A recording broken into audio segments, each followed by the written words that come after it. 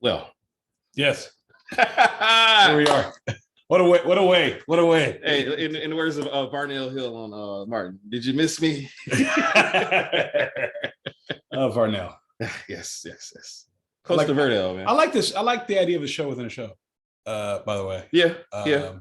I appreciate that from them. Yeah, it was very creative. A lot of I thought so. Yeah, I thought so.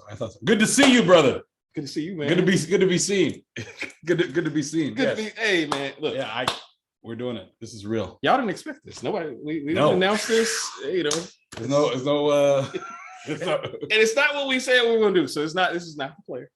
This is not the player. It's not the player. That is the player. Oh man, no. Polkai. Yeah. For such one game. Yeah, true. Yeah. You see, I got a shout out at the grocery store. Like I know. I really loved it. Walking around a Publix in Atlanta with Calvin, people stop him, and they stare in dumb admiration. So it's a beautiful thing. I mean, I saw it, I heard it. You were just trying to be there, trying to be a dutiful, doting uncle and good friend and great friend. The public, they can't help themselves. Well, I mean, it has a lot to do, less to do with me and more to do with the whatever. But not everybody can pull that off. I'll take it. Okay. Seriously, not everybody can pull that off. So. I'll take it, man. Hey, look, man, the Open touchdowns in one game. Open Tabs podcast, man. Look, we have not forgotten about you. We've been living life. I mean, this has been. Hey, I don't know about you. Well, I do know about you, Joe. Actually, you've had a wonderful summer. Thank you, and likewise in due fashion. I've traveled a little bit. We're just glad you're here in this spot.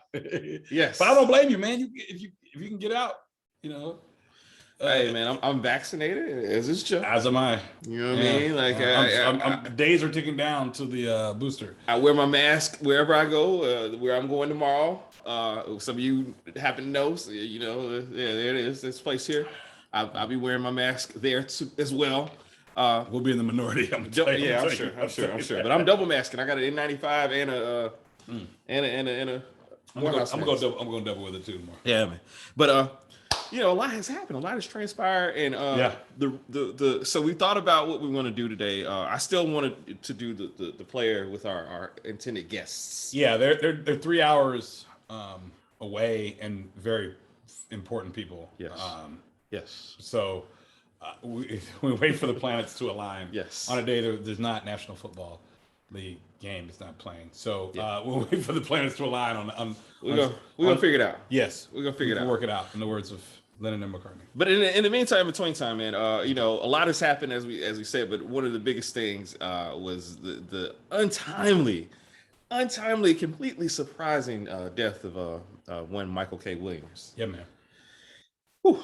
I didn't believe it. As most news like this, and I'm getting used to getting news of shocking deaths. Yeah, because of the what we're living through. Right. But I mean, like this one, I don't know, it hit me, man. It hit me different.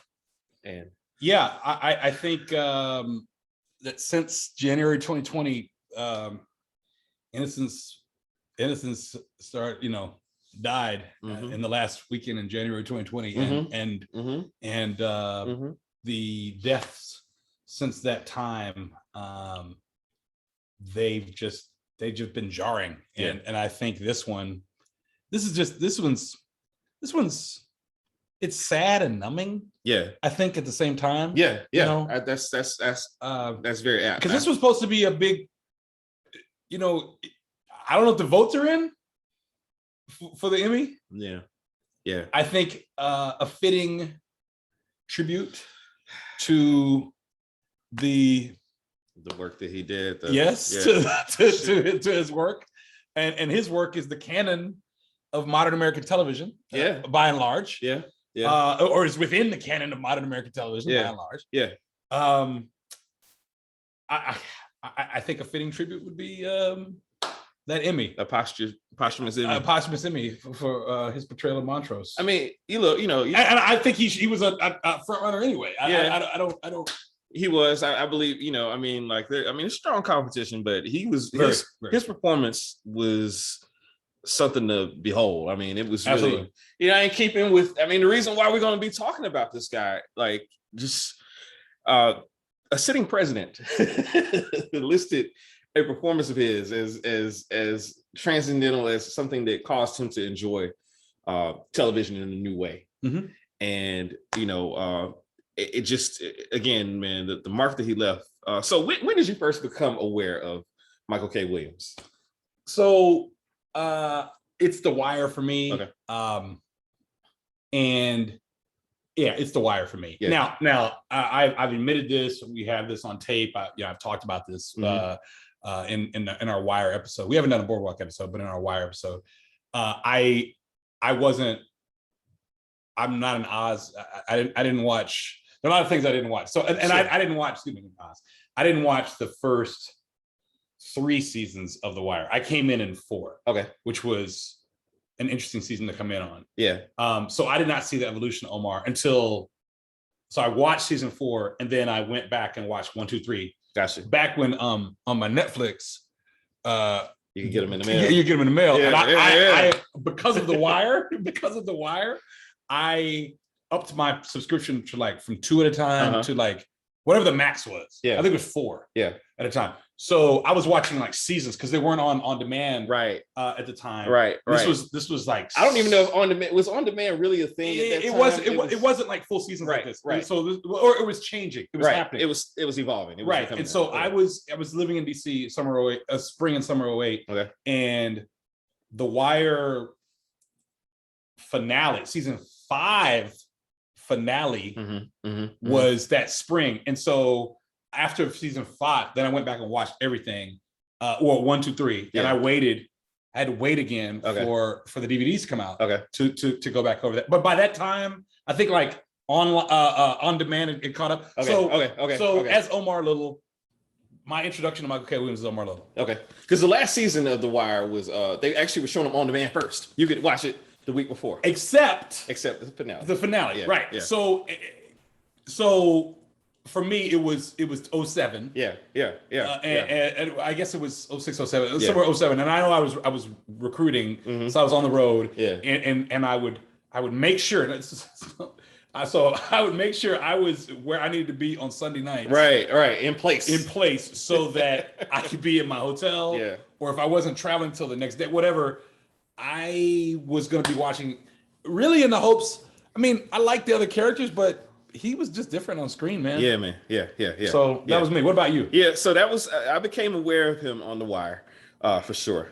And so my Wire story, I guess, is my buddy William Fry Arnold, one of my main. Shout out to Fry.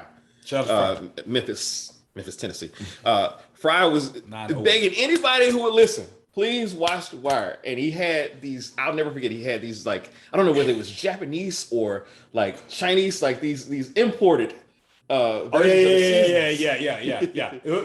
And God bless those friends, by the way. Oh yeah, that always had the Asian the something from a different region. Right, you weren't really sure if it would work on your DVD. So I'm gonna shout out to Tom Joyner Jr., who had a Japanese laser disc of Pulp Fiction. Wow. And put it on a Super VHS, and so I had it like before the Oscars. Oh, wow. In 95 on tape. I had it on tape. Like you were an Oscar viewer. Like it was like a screener. Yeah. And that's incredible. And it was very cool to have. That's incredible. In the room. It was very absolutely. Yes, I bet. As one could imagine. That went over very well. I'm screening. Right. Yeah. I'm screening Pulp Fiction tonight. Come through. Yes. Come through. But no, so all right, so Fry had him. Yeah. And I watched them in 1 week. I watched the entire season 1 and 2 in 1 weekend. Wow. That's a lot for you personally. Yeah, man. But it was just like, it was incredible. And then so like I had randomly seen an episode from season 2. Sure. And the character that jumped out at me was Omar Little. I was like, I've never seen anybody like this on a TV series, on a television series that was just so complex and so authentic and yet so unique. Yeah. And so I ended up like by season 3, like it was appointment viewing for me. And like we were just, all in. And Omar was universally like, I love Bubs. I'm on record for loving Bubs. I'm on record for loving the Bunk. Yeah, but gotta love it. It's almost to the point of like, it's like when Jordan was winning MVPs. It was like, all right, like besides Jordan, Who do you love? Like that's how Omar was. Yeah. It was just so like you didn't want to be cliche and say Omar was your favorite character. No, but he was. But he was, and he would then give you reason, Yeah. new reason. Yeah. Oh, indeed. Yeah, he didn't rest on the laurels ever. No. And he didn't phone it in. I can't. And that's just one of the characters. Yeah, and then so circling back, like for me to be a Sopranos fan, I was like, there's something familiar about him. I couldn't put my finger on it. Went back and watched, and he was in one episode. Yeah. Season 3, Army of One. Yeah. Jackie Jr. staying with him in the Booten projects. Yeah, and you're never gonna learn. Right, exactly. You gotta. She's developing the way she was developing her nights. Yeah, right. Oh, I mean, like and then like I would just see him in things, and it was just like, man, this dude's range is incredible. Right. Like this dude, like it's not just Omar with this guy, but Omar is his thing. And then he went on Chalky White, and went on to do as we mentioned Montrose and Lovecraft Country. So like I don't want to be presumptuous and say what's your favorite Michael K. Williams role? So I've been thinking about this all week. I'm glad I knew we'd had this conversation. I didn't know when. I didn't even know if it was just going to be on the phone or just like now in person. And it's so good.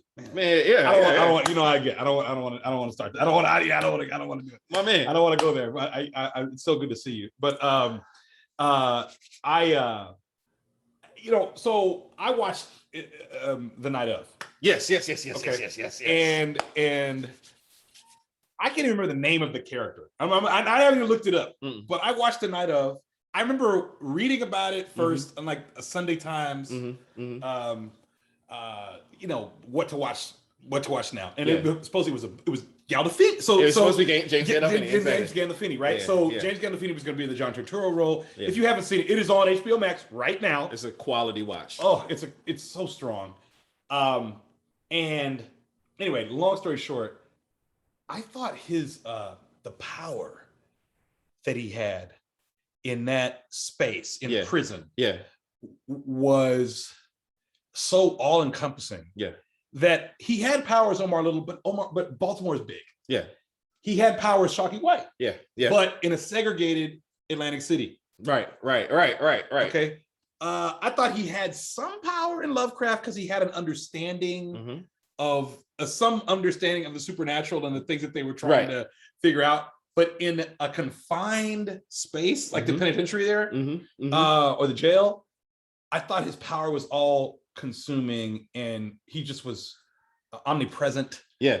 And to me, for him to be able to do that, to act in that role and yet still make it be cool, and Michael K. Williams, and he wasn't Chalky, and he wasn't Omar. Yeah. He was another character, and he cared about, I think it was Nas, was the name of the his name is Nas, Riz Ahmad. Yeah, Riz Ahmad, which that's how I first found out about Riz Ahmad. Yeah.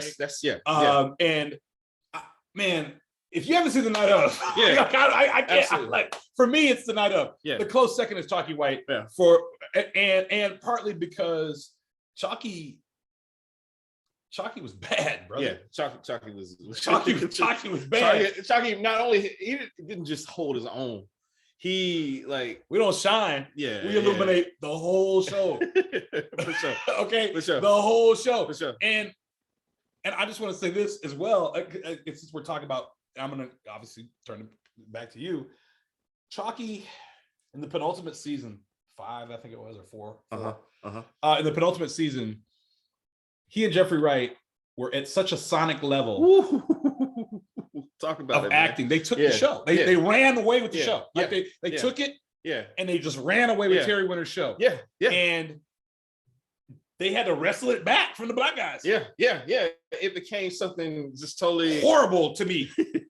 and the only redeeming part of the final season of that series was, again, when the two of them were on screen. Yeah. It was electric.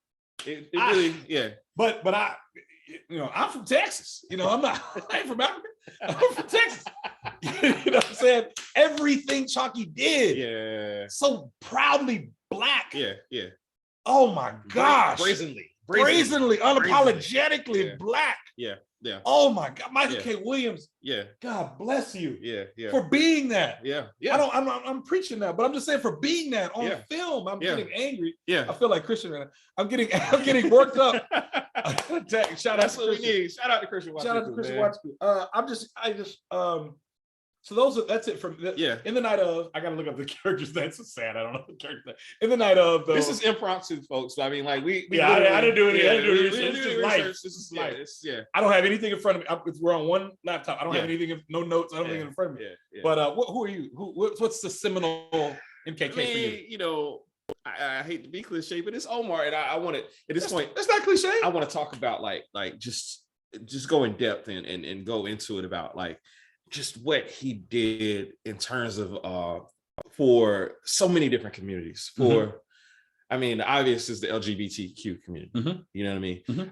But for so-called quote unquote thugs, changing the narrative about like who they were. The Robin Hood aspect. You know what I mean? The man got to have a code.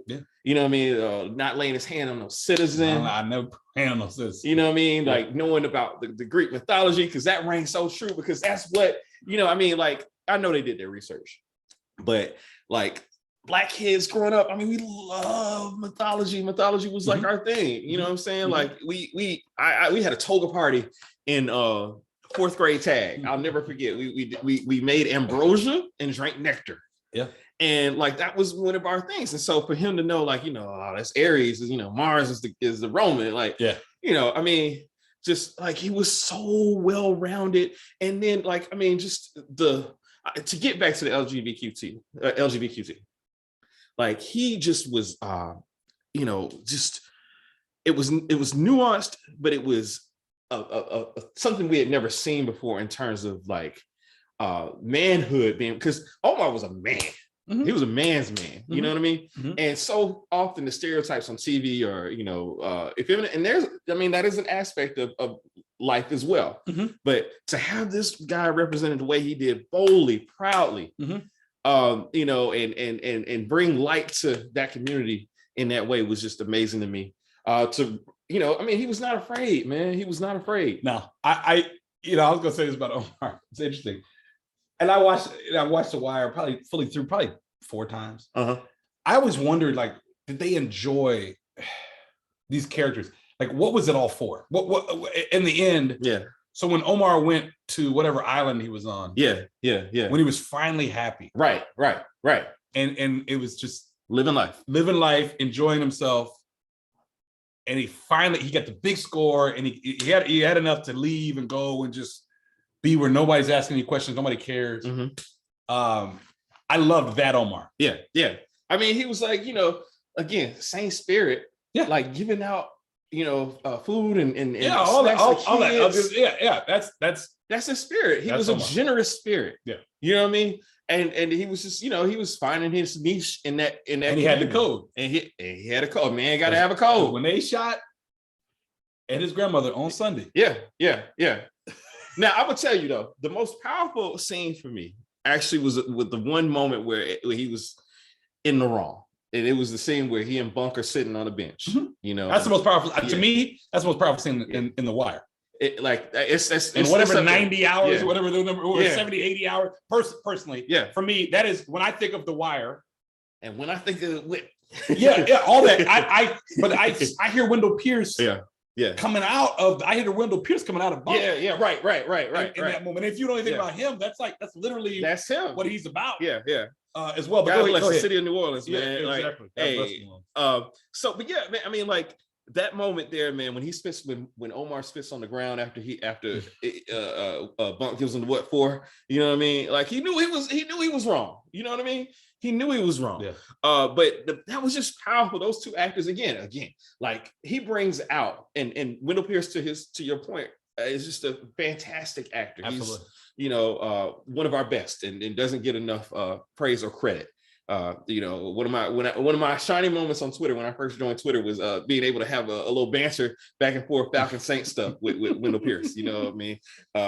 Just he's an amazing actor, but Michael K. Williams brought that out. And then now, you know, there's that clip I know you've seen it where I think it's 2014. Yes. And Wendell Pierce is, yes. I mean, like you and Wendell Pierce is talking about him in front of him, like, no, you go take that. Yeah, giving him his flowers, man. Like, I retweeted that for Morehouse. That's so the Morehouse. That's right.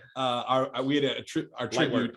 Light work. Yeah, our tribute for him was that. Yeah, that was our tribute. Was that clip? Yeah, because I said his brothers supporting brothers is always a beautiful thing. Yeah, absolutely. And Michael K. Williams, you are missed. Absolutely, man. And so when you talk about that, and I just want to talk about Chalky for a minute, because because to go from Omar, who is iconic, for what he wore all the time, usually looked like he was sweating and. Hair trench coat and a series of series of bulletproof something this and the other. Totally different though. So we're the same fans, the exact same fans. A year removed, we get a totally different version of this same actor. Yep. Now it's not like Tony B for a season. Stay with me. Even though Buscemi is a character actor, no question, and one of our best. Yeah, no question. Sure. It's not like Tony B. Like, okay, I can still see a little Tony B. In Nucky. I can just the way he talks, and I'm not the sarcasm, all that. Yeah. I'm not trying to take anything away from Buscemi. Yeah, Buscemi is a fantastic actor. However, full stop. But Michael K. Williams as Chalky White. Yeah. This man who had the power to shut everything down. Yeah. Because he ran the black folks. He wore it. He didn't need the bulletproof, he didn't need the Kevlar. Nope. He really didn't need lieutenants. I mean, he later acquired guys. Right. I mean, he always had like a group of guys around him. Yeah. And when he was strong in the first season. Yeah. But the Gyp Rossetti season, that's 2 or 3. I think it's season 3. The Gyp Rossetti season, it is season 3. When he could have made the deal with Gyp and they talk. Yeah. And Gyp knows that Nucky's inside and somebody's in their shot. I guess Eddie's in their shot.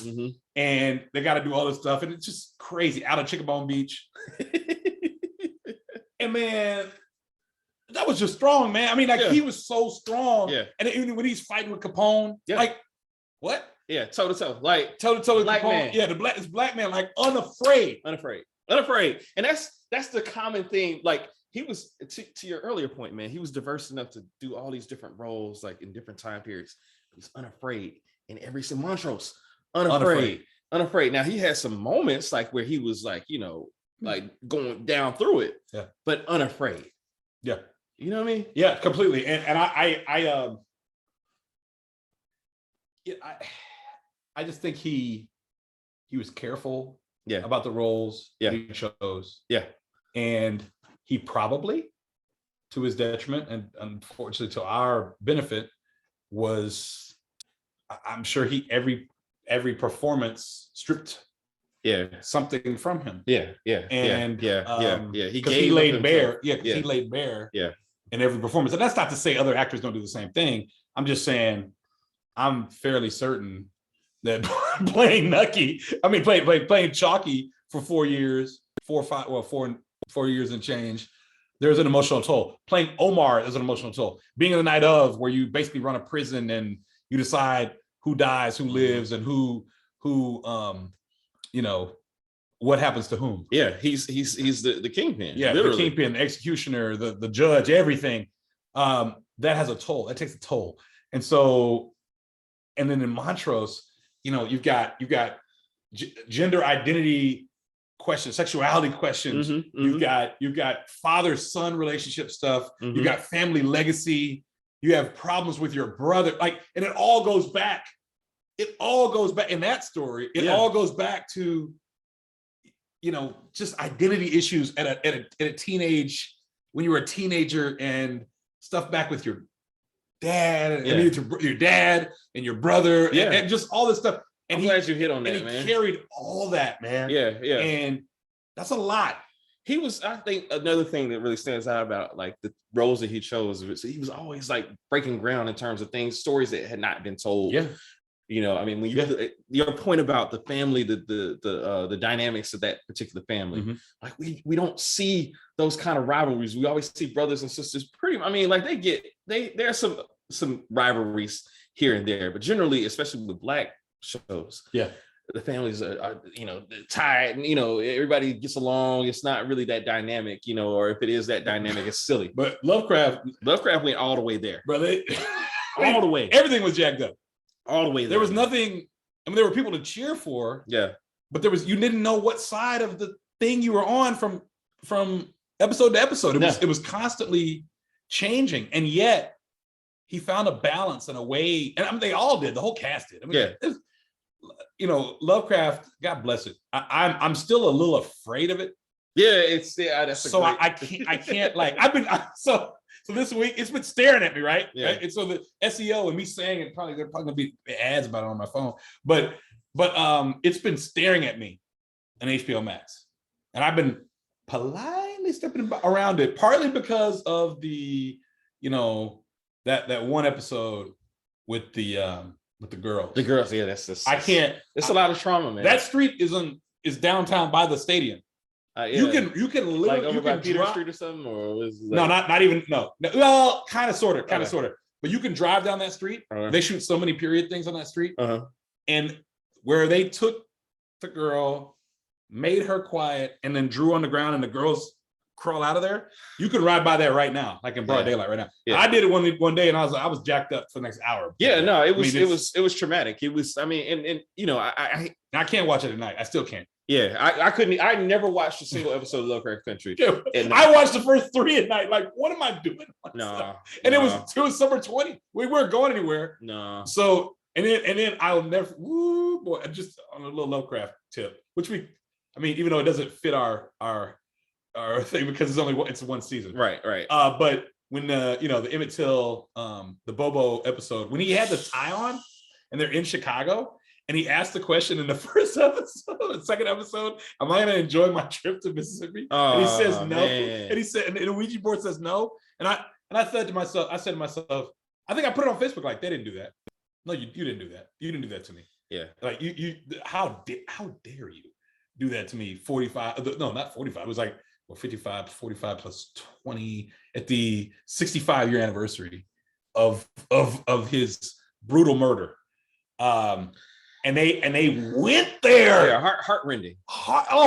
They went there. But that whole thing, I mean, everybody gave their all, man. Yeah, they did. Everybody gave their all. They did. But go ahead. Go, you no, I reached into my pocket. I know he got out. So I pulled up the filmography.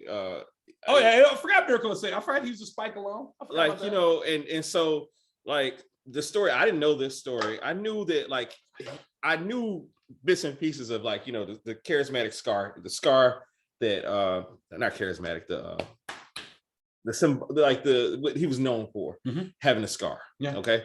And that apparently his role in Bullet, Pac saw that, and he was looking for somebody to play his brother, saw his headshot and said, this is the guy. You know what I mean? So roundabout, we got Pac to thank for this. Oh yeah, absolutely. You know what I mean? Pac the actor. It's so crazy. Pac the actor. Exactly. After all that, it's so crazy.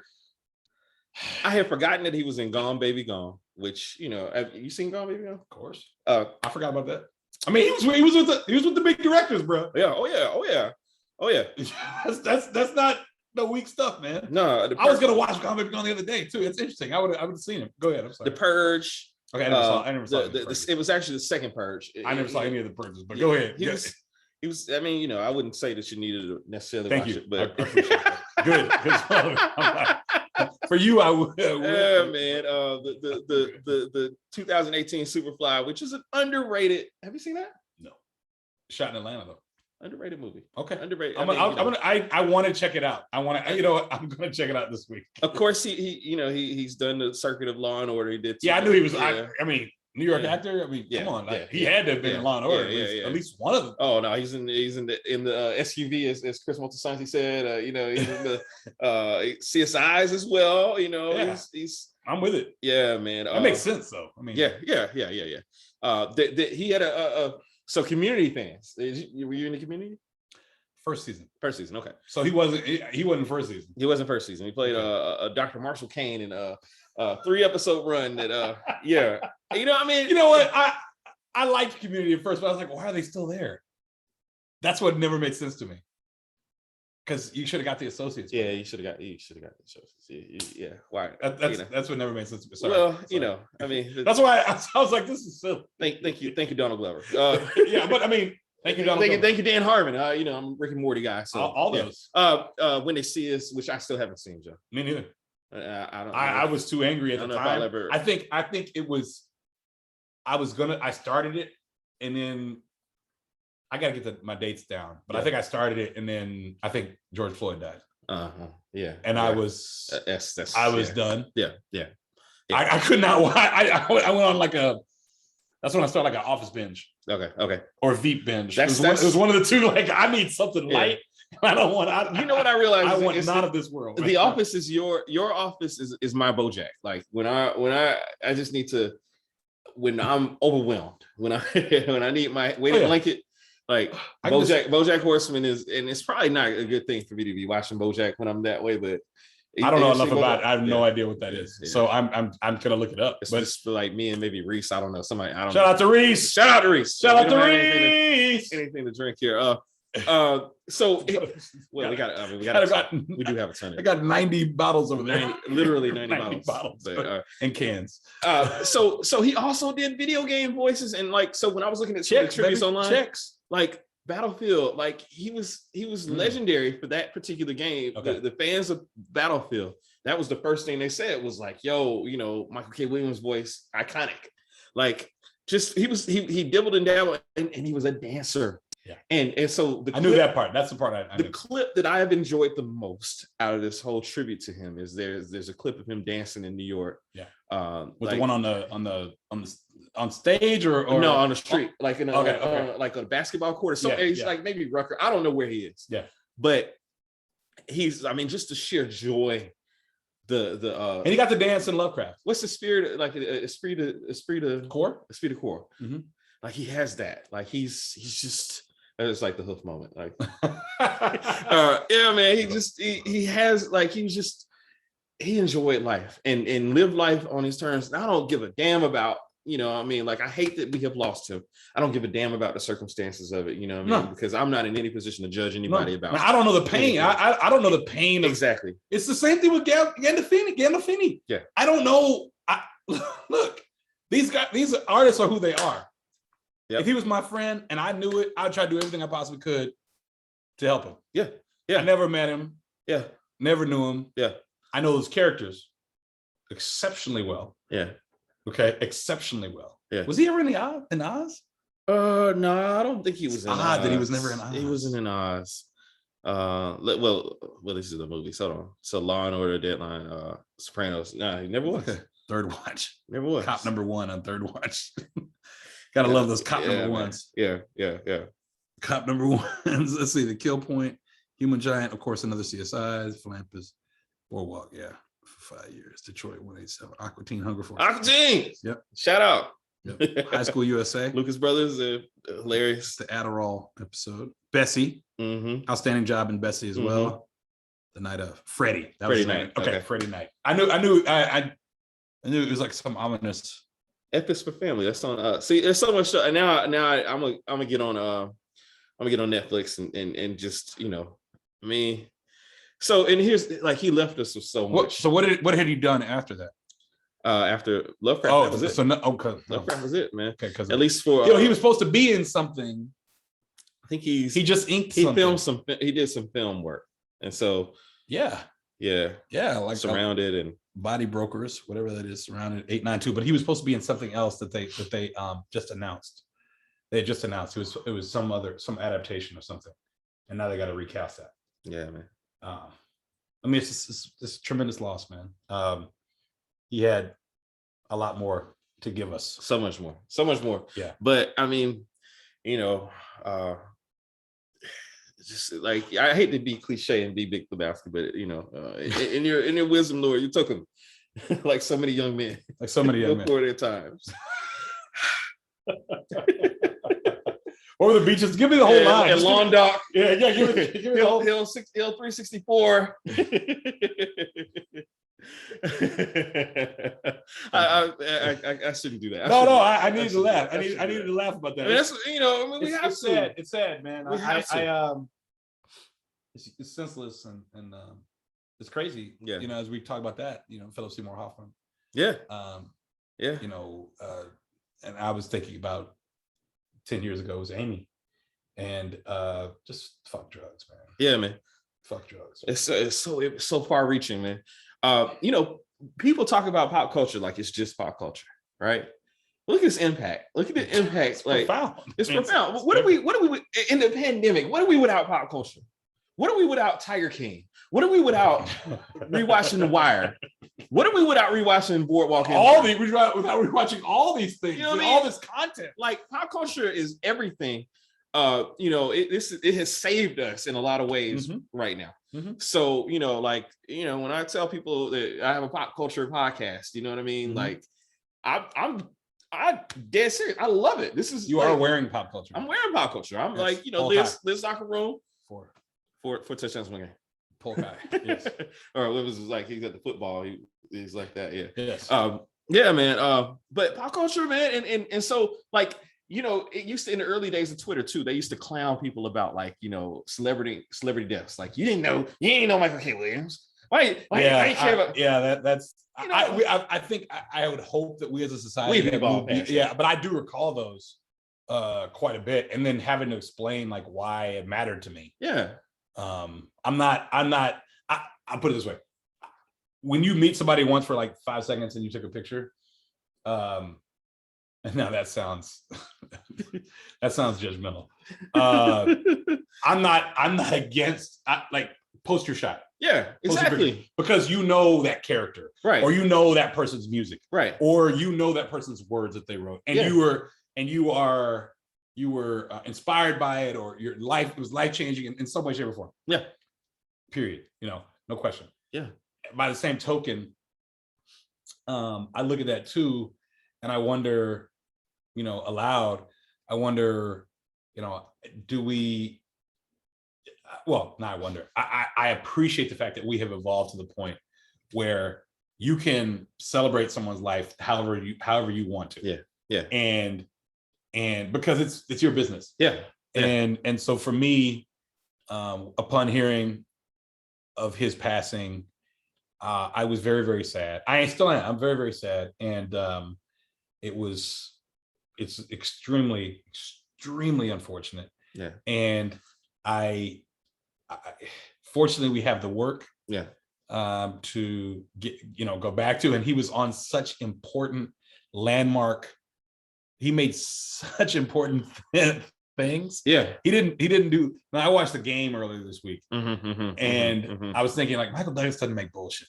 Yeah. He doesn't make bullshit. He doesn't. You know what I mean? Like he doesn't. And Michael K. Williams didn't make bullshit either, man. No. Like he didn't make bullshit. No, he was well thought out. Whatever he was in, he wasn't in Daddy Daycare. Yeah. Or you know, some adaptation of some play just to make, you know. Yeah, to pay a bill or something. Yeah, to make $750,000 for 3 days of work. He didn't do that. No. He dug in, man, and did the real work. He contributed to the art. Yes. Yeah. And look, do what you got to do. Feed your family. Yeah. I'm not. That doesn't sound right. But feed your family. Do what you got to do as an actor, as an artist. It's just, you know, it's kind of like a Common album to me. Like Common doesn't. Personally, I feel Common. Big love for Common. He just dropped a new album yesterday, by the way. Yeah. I remember in the first couple albums, Common didn't have throwaway lines. He didn't just say things to say things. Yeah. Every single word he said was related to the previous words. Yep. And every word in the song. Yeah. And to me, that's true art. And it's kind of like Frank Lloyd Wright. He would design a house so that the energy in every single room was connected. So the energy in the room, everything in the room, every object was connected by an energy. Yeah. And then that was connected throughout the house. Yeah. And so he wouldn't have something somewhere just to have it. Like we're sitting in a room, it's got, columns. Mhm. They're not holding up the wall. They're just here. Frank Lloyd Wright. Right. Frank Lloyd Wright would not have columns. Yeah, rolling up. Yeah. There's no superficial facade there. Yeah. Okay, Everything had a purpose. The ceiling would be up without these columns, right? I'm saying that to say that's kind of Michael K. Williams to me, man. Yeah. He did it because he had to. Yeah. And it showed. Yeah. It showed, and thank God for that, man. We were able to witness it. Yeah. We were, and we still are. Yeah.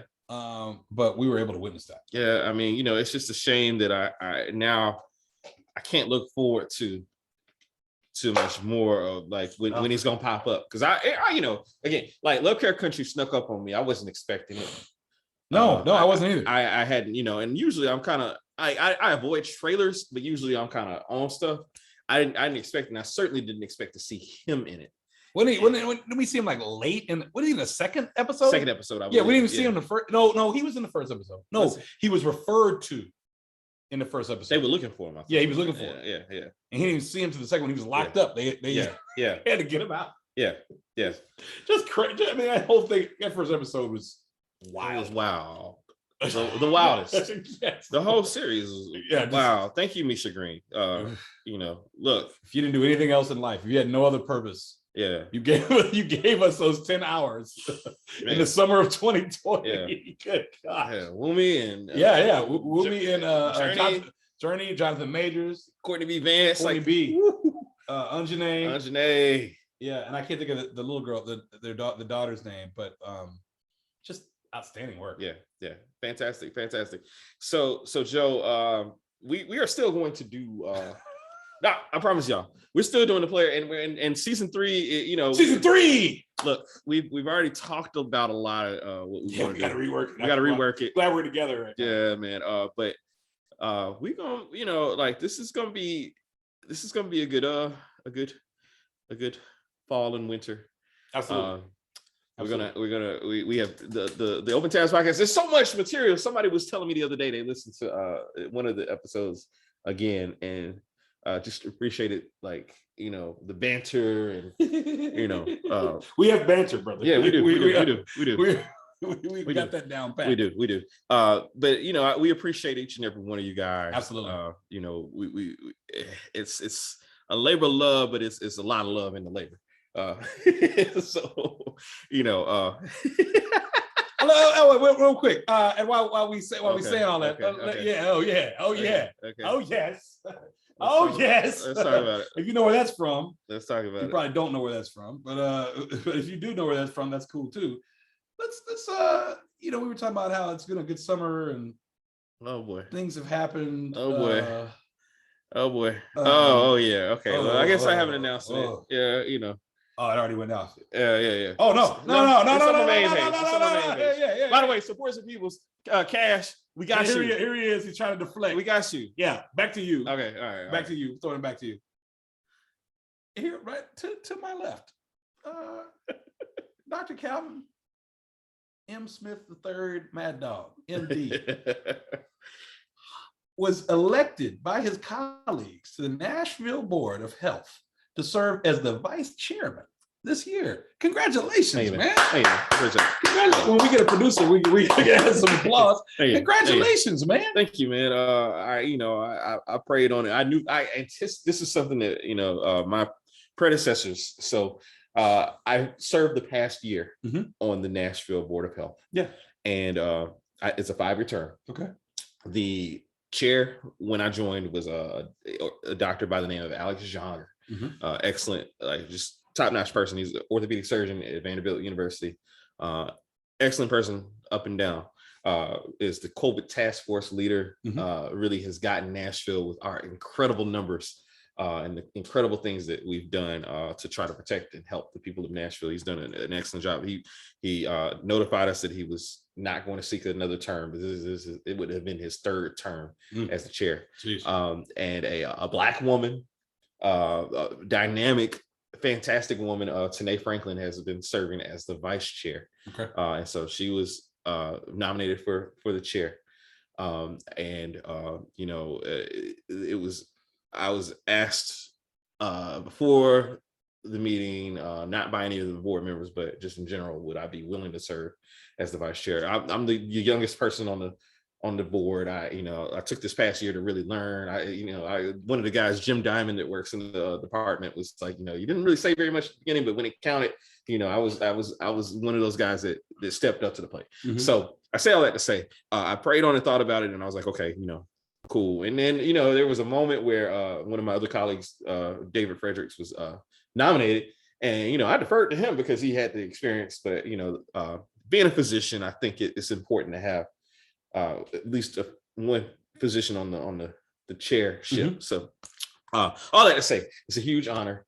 We also inducted a new member into the Board of Health. The outgoing term for Dr. Thomas Campbell led to us bringing in another Black woman, Dr. Lloyda Williamson, who is a fantastic psychiatrist, the chair of the Department of Psychiatry at Meharry, actually. Oh, wow. Okay. So she's also on board. This is the most diverse board we've ever had. Good. The Department of Health is led by Dr. Jill Wright and Miss Tina Lester, who is another Black woman. Mhm. So we are.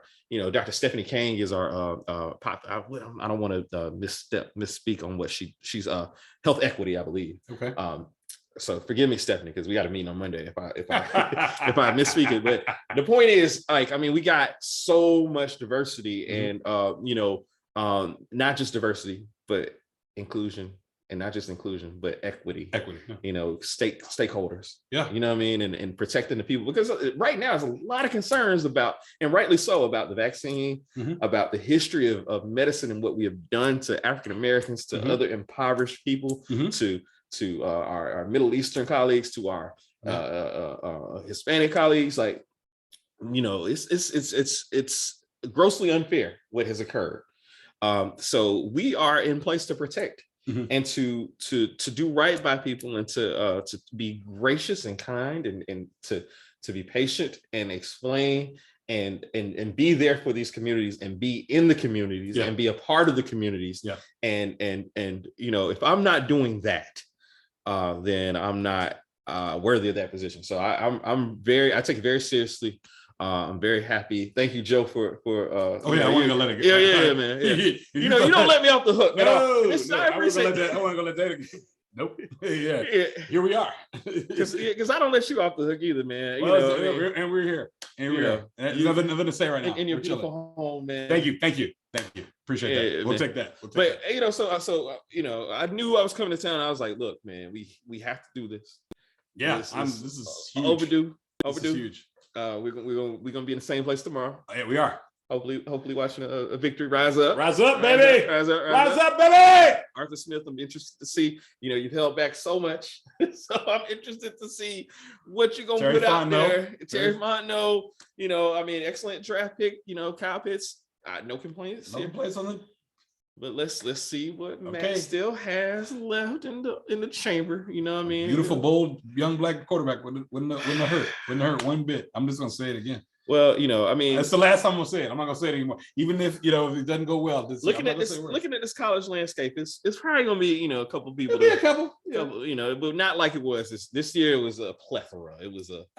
When I was in Jack and Jill in 1989 at the Jack and Jill at the South Central Region Conference, they had an oratorical contest because Blacks get together. We have to be able to speak, right? And I remember a girl saying, "I have a plethora of ideas." And my dear friend Holland Gary, who sat to my right, Holland said, "Plethora. Nothing could be more wrong." Is he related to Raj? That sounds like no, he is no relation whatsoever. But the plethora. So whenever somebody says plethora correctly, I chuckle happily inside. Going back now 20 some odd, almost 30. No, 30 years. Golly. 30 years. Golly, 32 years actually. So time is an arrow that marches on. Look at him. He's so profound. That's Bojack. That's Nonetheless, you said it. so anyway. Hey, so the player though, look, we're coming back with the player. Guys, all right. So Joe had been on me because I hadn't seen it. This movie here, we wouldn't have Entourage. There's so much we would not have if not for Robert Altman and the player. Michael Tolkien's book. You know, I know that Reese, like one of his things was like, I haven't seen it. It's on HBO Max. It's on HBO Max. Reese, watch it. I'm talking to you, Reese. I'm talking to let me think who else I'm talking to. Tata and Beehive. I just think that's Jay-Z. I don't know because he always said Tata. Who else are we Amanda? I don't know. I mean, Amanda's just gonna watch for Amanda. Shout out, Amanda. What's up? Shout out. But like, if you haven't watched it, I implore you, watch it. It's a great film. And I'm sure the discussion, because the guests we gonna have, can I say who the guests gonna be? Please. Okay. All right. Go. So the great Jamal Doe. We had Jamal previously. I'm ready to die. Previously, I'm ready to die. The Drake had me saying that a lot. No one's talking about like the Beatles for the Drake. Oh man, that's what I talked about. Michelle. Yeah. That sample. That was the first thing I texted Jeff. I was like, "Look, hey, yo, Beatles sample, man." Yeah, like to start the song. You got me, you know. And I know it's a nuanced conversation, you know, whatever. But anyway, I'm not an apologist. I love Drake. I'm not an apologist. I'm cool. Donda, I gotta give it another. I gotta give it a full listen. I haven't listened the once, and I'm not. I'm divorced from the artist formerly known as Kanye West. There it is. Yeah. But all right, so Jamal Doe, who was on our Boys in the Hood, right? Boys in the Hood? Was it Boys in the Hood? Yeah, it was. Boys in the Hood. Because he was, yes, it was. Boys in the Hood episode. It was Boys in the Hood. Boys in the Hood episode. And then our colleague from the old Maroon Tiger days, the Tash Mosley. One of my all-time Hollywood manager, big time Hollywood manager. One of my all-time favorite people. Like, yes. You know, I can't wait. Mr. Opinion. Shout out to the whole family, man. The Quabba, you know, and Biko. Whew, that's a Morehouse family for you. Hey, look, indeed, we will be back with the player, but in the meantime, in between time, thank you guys for supporting, watching, listening. Apple Music, Spotify, Anchor FM. Shout out to Scoop. Happy belated birthday, Scoop. Happy belated birthday, Scoop. Because he put us on to the Anchor and he did. YouTube channel, all that. And I'm right here next to you, man. I know, bro. We're here because the most got us here. That's all I got. Later, y'all.